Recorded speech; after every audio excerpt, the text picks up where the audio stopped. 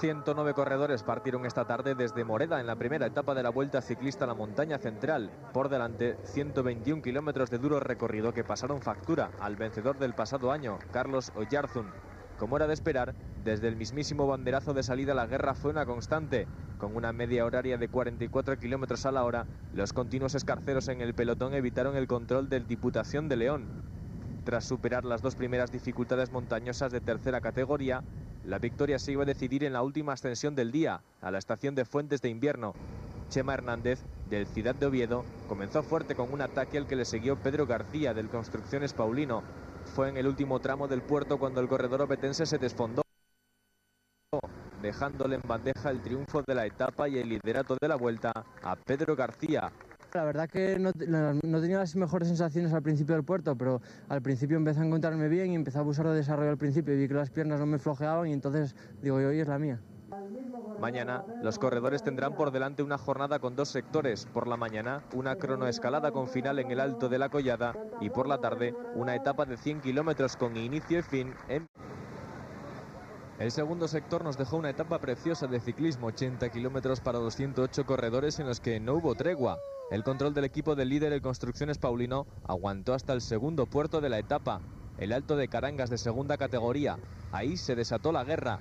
El ataque de David Gutiérrez dejó contra las cuerdas al maillot amarillo, a Pedro García.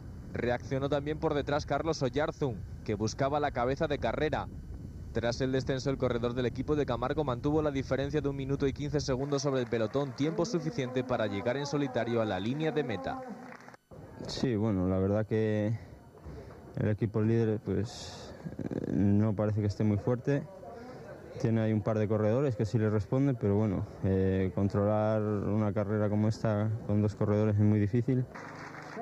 Pedro García mantiene el jersey amarillo de líder con 29 segundos sobre Alcides Almeida y 50 segundos sobre Antonio Argiro. Mañana última etapa con comienzo y final. La Vuelta a la Montaña Central en ciclismo, con la tercera y última etapa con final en Pola de Lena. 113 kilómetros de recorrido para decidir el vencedor de la etapa y de la general. La ascensión al Alto del Cordal de primera categoría decidió la carrera. Los favoritos al triunfo se quedaron en solitario en la cabeza del pelotón, en la cabeza de carrera, y las duras rampas decidieron. Atacó Chema Hernández, del Ciudad de Oviedo. Respondieron sus rivales, pero el corredor ovetense se la jugó en el complicado descenso y llegó en solitario a la línea de meta. El maillot amarillo, Pedro García, aguantó el liderato pese a los intentos de Carlos Oyarzún en el último tercio de la etapa. Victoria para el corredor del Construcciones Paulino en esta 10ª edición de la Vuelta a la Montaña Central. La verdad que el Cordal, sinceramente, lo que más temía era el descenso, porque es una bajada muy rápida, muchas curvas, asfalto muy desgastado, pero bueno, supe mantener la calma y hice la bajada lo mejor que pude. Tuve que apretar los dientes bastante porque me lo pusieron bastante complicado todos los corredores, pero bueno, la verdad que tuve un equipo que respondió de forma muy buena y eso me valió muchísimo.